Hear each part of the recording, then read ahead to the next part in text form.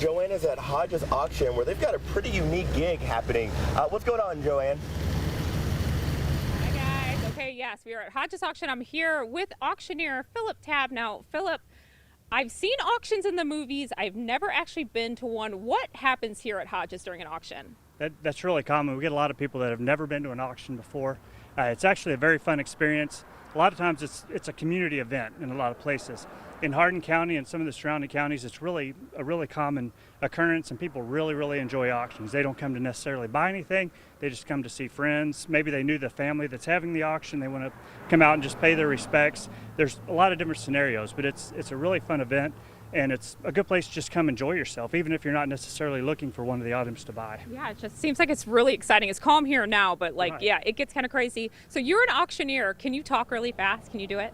I do a little bit of bid calling. I'll do 20, 20 enough, 25 to bid, and 25 to bid. Now 30, need 30, need 30 to bid. So I do a little bit of, I get on the mic sometimes, but like you're saying, it's kind of the calm before the storm. When it's like this, the auction, if there's 200-300 people there, we've got a lot of items. We may have more than one ring running with multiple auctioneers, the clerks, the cashiers, the computer system, everything that's going.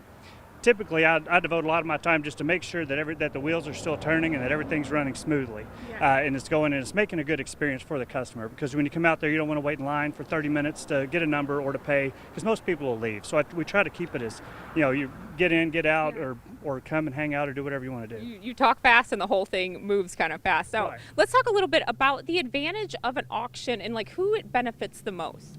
There's different scenarios. One really common scenario we see is with an estate, with a person who's passed away. A lot of times the family members, they're not really sure what to do with their home, the contents, the vehicles, all the possessions that they have.